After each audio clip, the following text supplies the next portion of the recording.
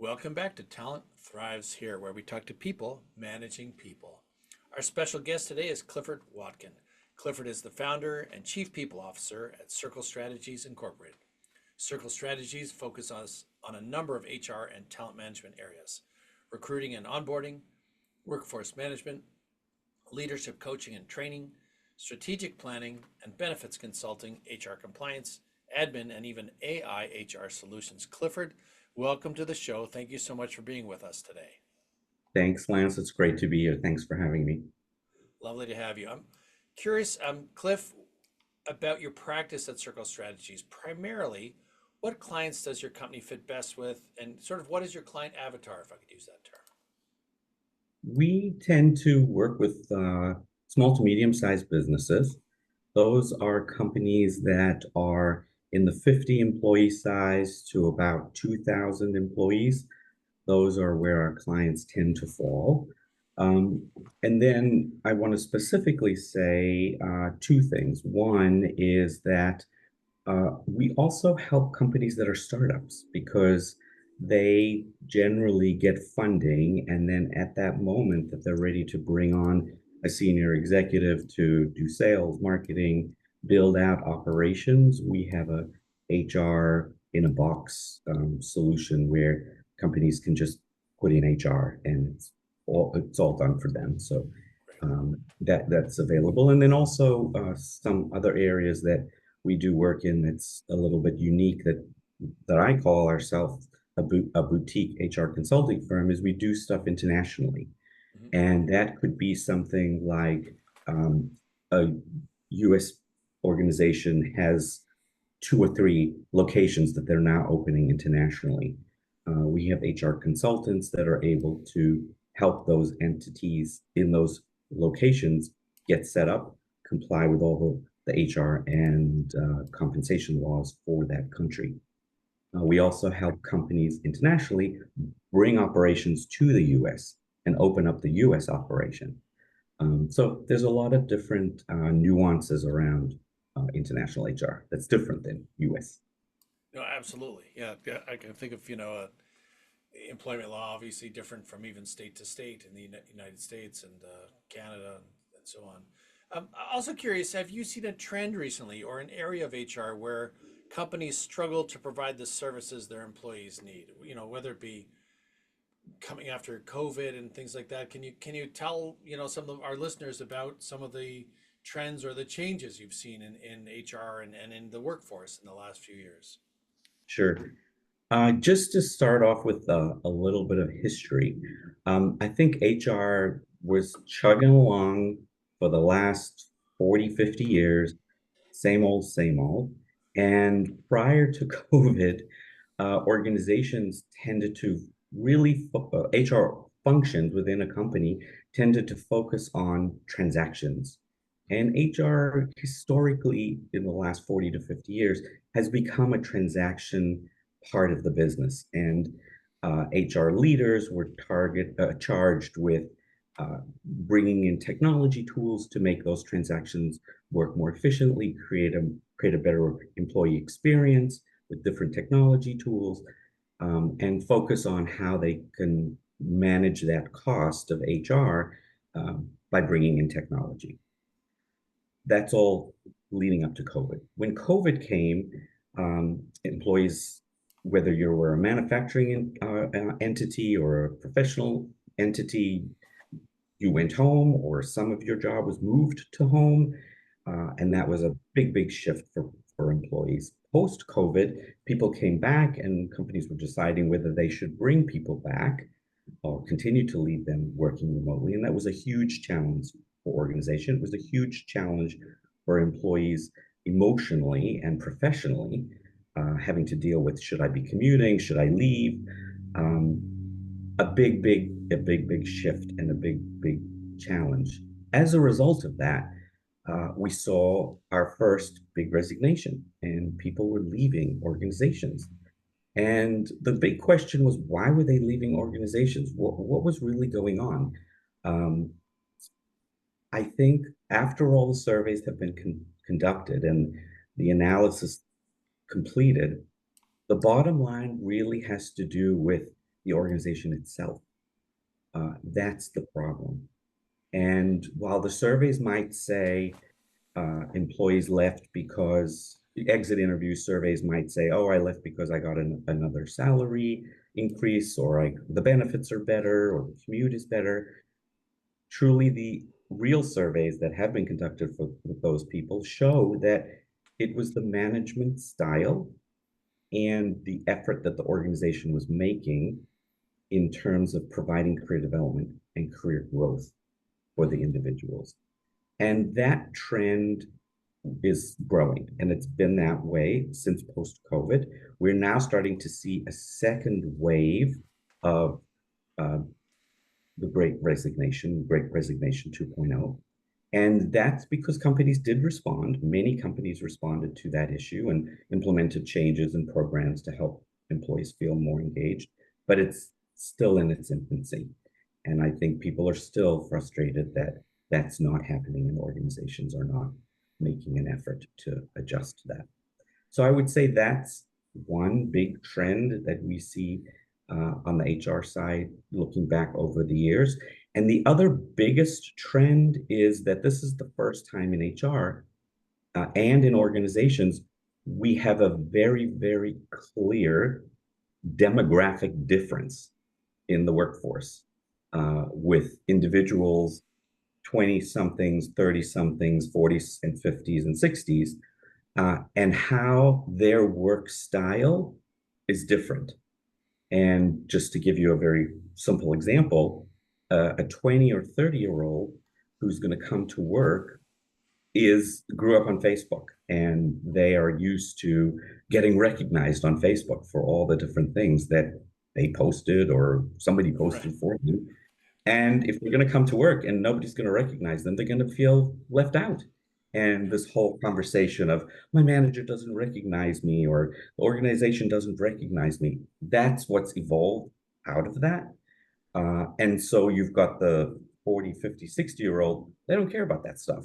They just care about that the organization recognized me for doing a really good job and working there for many years. That's the kind of recognition they want. So just a little example of how that different demographic, first time we're seeing that in the workforce today, and that's causing conflict. Yeah, that's a great point, Cliff, because I can think of, generationally as um, the workforce has moved through history, there are different impacts socially, culturally. But I think, again, this sort of generation of social media has definitely, it's a major impact. And one that, I think was predicted here and there, but no one actually saw the impact until now. In the last few years, we're really Right. seeing that. Uh, Even just have to walk down a city street and everyone's glued to their phones. Right. It's so pervasive nowadays. It's really incredible. What I wanted to dial back on one of the points you made though about really we're talking about learning and development and training and employee sort of development, really, leadership development. And one of the things that I've seen in some of my clients over the years is sometimes there isn't a budget item for that, right? It's very hard Yeah. for them to sort of clarify a net result of this training will equal this to the bottom line for the CFO and the CEO. And so I wondered if you could talk about that because depending on what the company's doing, where they're headed, they're either in it for the long run and then potentially this is an important aspect, or they're looking to, exit with a game plan of 2 to 3 or 4 years, and training and development and learning and development maybe not a big ticket item for them because they're just trying to transactionally figure something out in a short span. But what are you seeing? Is it again, I go back to the ROI really is the question. And how do they quantify that this is going to be an impact for the bottom line? So I think before I jump into answering the question to quantify it, just a little bit of context. I think what I said earlier about how the workforce demographic is different now, and employees are looking for much more recognition and career development and growth. This, I think, is a first time in in the workplace today where it's almost like a perfect storm for organizations to really recognize why workforce development and training is significant and can help benefit the organization. Up until recently, I think, like you said, employers have looked at training and development as a budget item and how do I determine what the ROI is? And there hasn't been a lot of tools available to help manage that and say, I implemented this training and it specifically resulted in this ROI. Um, and so companies at the senior level really haven't spent a lot of time and investment in investing the people. They spent a lot of time making a $2 or $3 million decision to buy a new technology tool to reduce the amount of transactions an individual is doing in HR, and therefore, or the person, and therefore they're getting more work out of them, and productivity is better. And that's been easier for CEOs and CFOs to make those decisions because they can see the transaction, they can see the expense and the transaction savings and productivity very easy with a technology tool. Learning and development hasn't evolved to that space. It Mm-hmm. has now. And as a result of COVID, companies had to scramble to get training and development out to their employees who were working from home. And they hadn't had to do that before. And so it forced innovation in training and development and leadership development and programs. So we've seen a lot of that come onto the market since COVID. This is Right. why I'm saying it's a perfect storm in the sense that a big occurrence like COVID forced it. Big resignation forced it. And now leaders are recognizing, okay, we really need to do something about our investment in our employees and understand that learning and development does create an ROI to the organization. So there has been some studies and there has been statistics that have come out that allow you to pinpoint and target, if I do this, I'm going to get this benefit in my Right. ROI. And there's now tools that are out there that organizations can track that and be Right. able to say, okay, if I did this training, I can see this movement. And as a result, that's going to translate into better ROI. So we're getting there. I think this is the time that's going to be happening. Yeah. It reminds me years ago of looking at some statistics of, a brand new hire and the onboarding and the training of bringing this new person up to speed and kind of peeling away their expectations or their miscommunication potential or misperception as they come into an organization of what it's going to deliver on how it can deliver. And this one study I saw said could it anywhere from 12 to 18 months before a new employee actually really impacts the bottom line. Yeah. So if you look at that investment of 18 months as an example, times 10, 15, 100 hires, whatever it happens to be, I would start looking at that data. Because if you've got a lot of turnover and you're losing those folks, then that's a real, above the line cost now. If you could take it from a conversation onto a spreadsheet and say, here's what it really looks like. Exactly.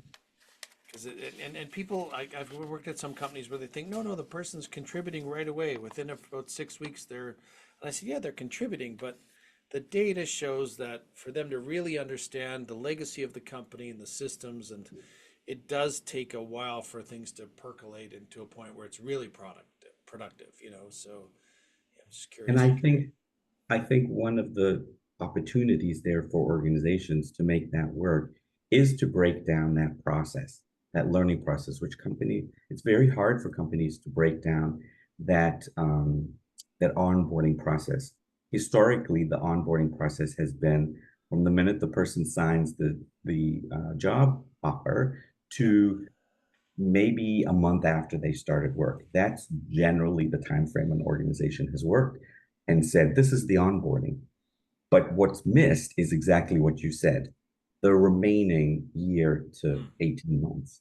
And if you right. break down all of those things that the employee has to go through in those 18 months and put a time frame on it and say, okay, they need to be at this, they need to have learned this by Right. this time frame after they started here. And if they're not, Yeah. they might not be the right person, or could we have done a better job training them so that Right. they could have gotten it first, completed it sooner? Yeah. And That that's where the ROI is.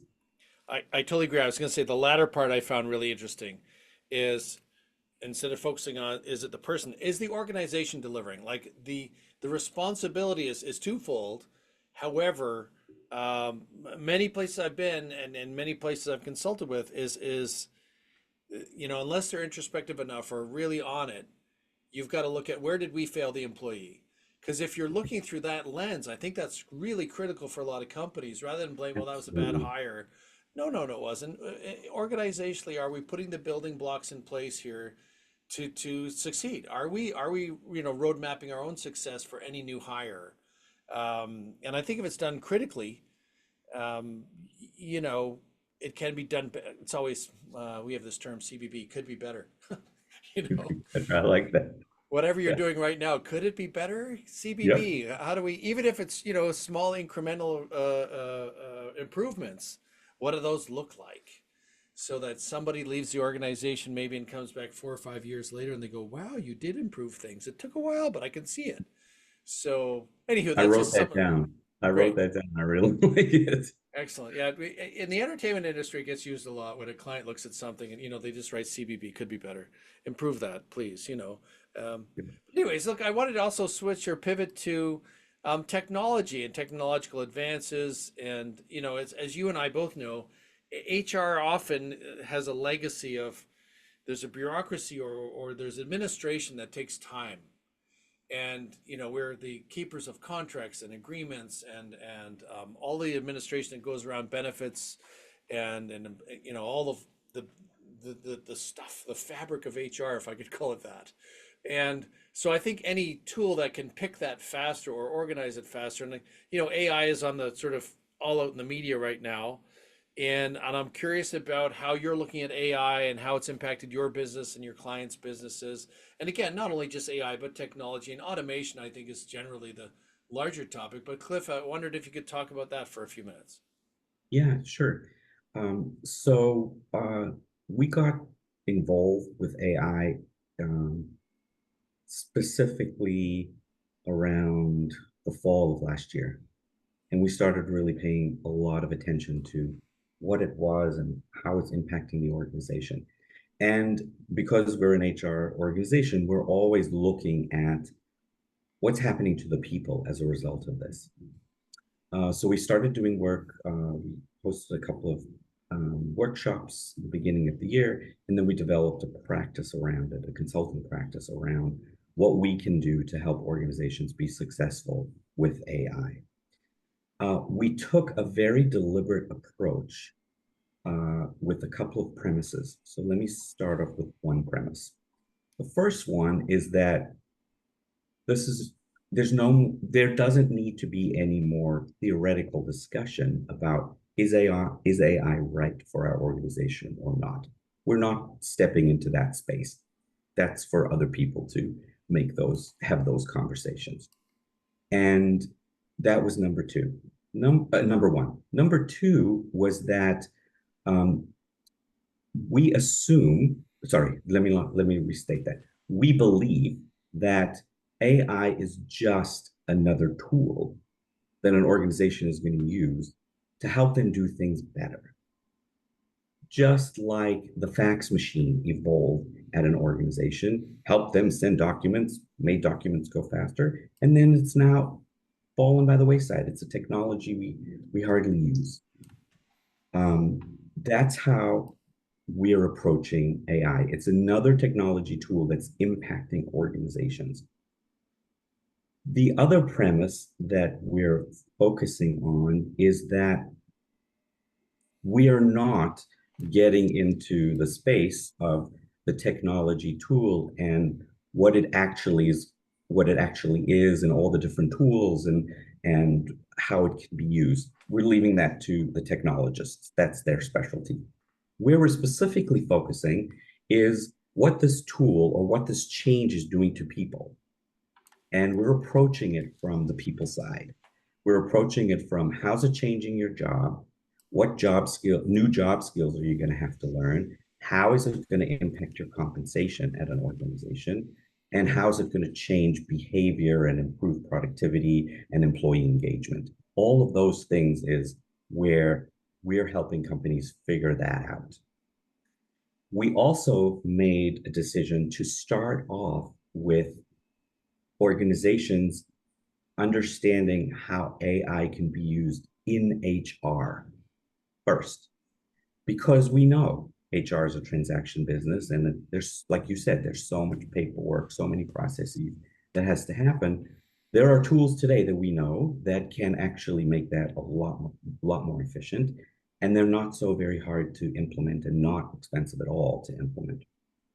And so that's where we've started. We've started looking at all the different disciplines within HR in an organization. And it could be an organization that has an HR team of one or two, and very easy to implement those changes and help things get done a lot faster.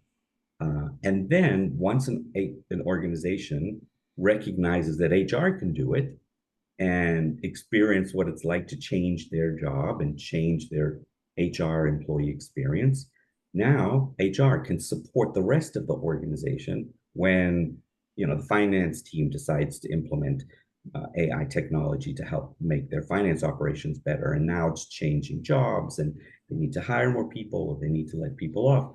HR can say, okay, you're implementing AI.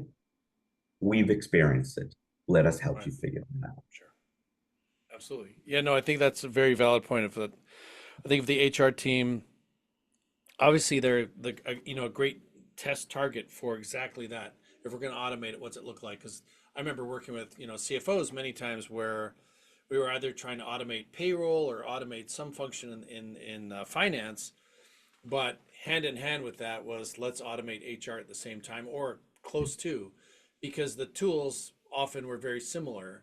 And if we could figure out the administrative side of the business, as you mentioned, then it's easier to roll out to others because now you've got several employees who've already done it for 6 to 12 months already. They've done the groundwork, and then the rollout I think is much easier than trying to roll it out all together across an organization. It's now you've got industry Absolutely. specialists. I think Good. that's really a big deal. Having HR be the owner of how AI is implemented and impacting the organization. Yeah, yeah.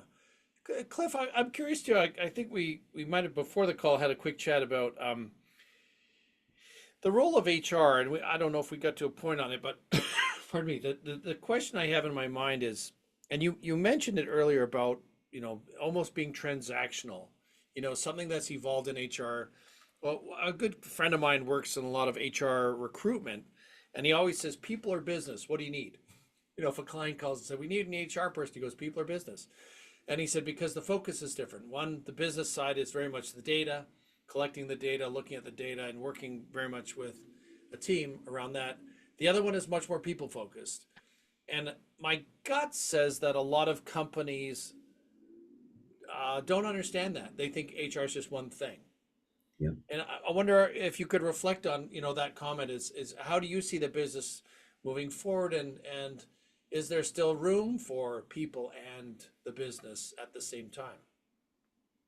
I think there is a shift going on right now, uh, and it's all predicated on the historical background that we outlined earlier and getting us to this point. I think there's becoming a much clearer delineation in HR when you look at an HR function, the transaction and the processing, let's call that the business side. And the people side really is much, much, much, much less about employee relations, which HR has historically held the responsibility of dealing with employee relations. And the issue of career development and training is growing significantly, or will grow significantly. And with AI, that's going to become a really, really important point where every Right, organization is going to have to recognize that we need training in all right, areas of our company.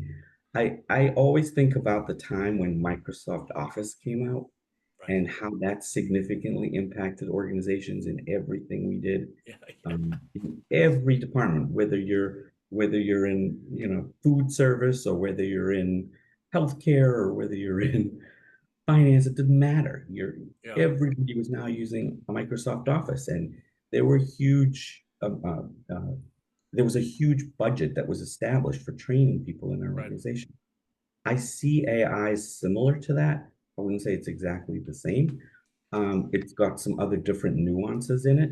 When you looked at Microsoft Office, it was much more training around a technology tool. Mm, That's similar to what AI is going to do. We're now going to be doing our job differently. But yeah, what AI is going to also prompt is people's jobs are going to really change significantly. sure. And people are going to have to upskill. And Right. I think upskilling only can work successfully if you do training, and you make a commitment as an organization to say, we're going to invest in our people to upskill because we've got new technology. And maybe that might help us to lay off fewer people than we Right. thought. Well, my hope too is that if AI and these further technological advances on the administrative side impact, hopefully, and I hope I'm not being too naive, but the idea that now there'd be excess money in the budget to put into L&D, because you've proved that the administrative side can run functionally faster, therefore saving some money. And hopefully Exactly. then we reallocate that to training and development and therefore create more retention long term. One of the things that reminds me of in my early career, I worked with 3M as a distributor through another organization, but there were people at 3M that had signed up kind of for life. They were going to retire there. They already saw the pension plan, and they were, and it, very different from other companies where I think, I think a pension is less than 38% of companies have that offering now, or, maybe Yeah, it's even very smaller low. nowadays. But it was interesting to see a company where uh, even people in their 20s and 30s had just basically said, I've got here, I'm going to retire here. And to me, I was in my 20s at the time. I thought, wow, they've already got that mapped out. But it was a company where it was so large and had such resources that it could give you several jobs in your lifetime internally. And so, and even my father worked at a large union and he did about 10 jobs during his career, 37 years at the same union. And so, but it's a different era, right? It's a very, very different era. But I still think if a company's trying to plan to retain their people for 5, 6, 7, 8 years, there's a lot of value in there. And if they can do that properly and keep creating challenges for folks that want those challenges, they will stick around. I, And so, I hear you 100%. Um, in what AI also brings to an organization is the opportunity for huge amounts of retention, because you can say, a CEO of an organization can say, we're implementing new technology. We need you to help us be successful at it. right, And that's innovative. And people want innovation in an organization. That right. immediately creates a retention opportunity. And so I Yeah, think definitely there's that growth space. So there's the opportunity to improve how you do your work with AI. There's an opportunity for people to change their jobs in AI, and there's an opportunity for organizations to improve retention because right. they're asking the employees to help them grow. Right, right. And I remember you mentioning that you'd created a few new job descriptions. I've, I shared with you earlier that I've seen prompt engineers in a number of different Yep. areas, but you've got some other ones. And to me, it's almost like a technology implementation. But tell me about them if you could, just for a moment. Just Yeah, so they're similarly related. We call it the AI implementation analyst. And this is a job similar to a business analyst that yeah, gets hired by a company, but really with the focus of the AI component. And this is the job of the person who comes to work for an organization and is analyzing business processes and either working with a technology person in the organization or a consultant outside of the organization, yeah, saying, okay, we do this process this way. What tools, what AI tools can we build to make it go much more efficiently? And that's what we've designed as the job description that's called an AI implementation specialist. And then obviously there's the AI implementation manager. So that those jobs are coming on board online for organizations today. Um, Looking to the future, I see a time where the HR function is going to now be divided into two leaders. Mm, We're going to have the VP of business operations. That's the VP who's responsible for all the transactions that are happening in HR, payroll, benefits administration, leave administration, uh, employee self-service, all of those functions that are all transaction and technology based. That's going to be run by a VP of business operations. And then you're going to have a VP or chief people officer. And right, that person is going to be responsible for all the people experiences at an organization. And together, those two people will report into the C suite because their view of how they do their jobs is completely different. A right, person right, who's a VP of business operations is all focused around transactions uh, and employee experience, um, but not focused at all about career development and training and how absolutely. people can grow and evolve. The VP of people or people chief people officer is all about the employee Right, and their ability as a human and all the whole emotional side and behavioral right. side. They have to have that specialty and expertise. I see that as an evolution for HR, a healthy evolution for HR Mm. in terms of dividing the job into two senior leaders, because I don't believe that one person can be a senior leader for both. Yeah, I'm on Team Watkin with that. It sometimes is a wiring, a DNA wiring. You could different Yes, professionals work differently, but some of them are more empathetic than others, and so they gravitate potentially to one side of the business or the other.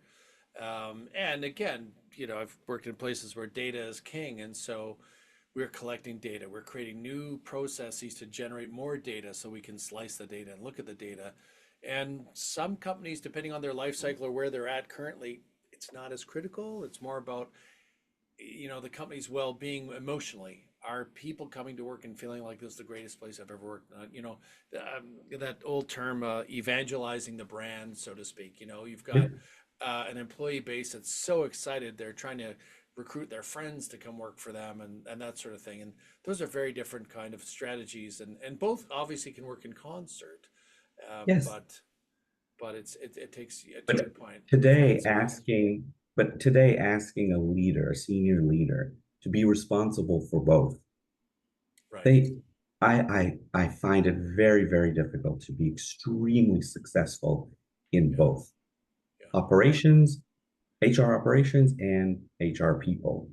Right. We help our clients do that or figure that out using the Gallup Strengths Finder assessment. I don't know if you're familiar with it, I'm but not. that basically takes a look at, does an assessment of people, of the individual, and takes a look and finds their top five strengths. When you Right. know an individual's strength, then you're able to say, okay, you can grow and develop in this area Right. versus an individual who you're asking to be a business operations person and maybe transactions and oriented activities is not their strength. Right. Right. Fair enough. Good. Good. So yeah, Excellent. Well, Cliff, I'm conscious of time. I've loved the chat. I think we could talk on other topics for quite a while, but I really appreciate you sure. joining us. If people want to find you, obviously is it circlestrategies.net or .com? How do they get to you? It's .net. .net. Excellent. And also obviously on LinkedIn. Is there anywhere else they need to hunt you down, or are those the best spots? Those are the best spots. Everything is Excellent. all there. Excellent. Well, look, I really appreciate your time and value your contributions today to our show. Hopefully we can get together again in maybe 6 or 12 months and talk about some more Sure. things and see also the evolution of what's going on in our workforce. It'd be lovely to do so. I'd love that. That would be great. Thanks, Lance. Excellent. Thanks again. Talk to you soon. Great. Thank you Great very talk. much.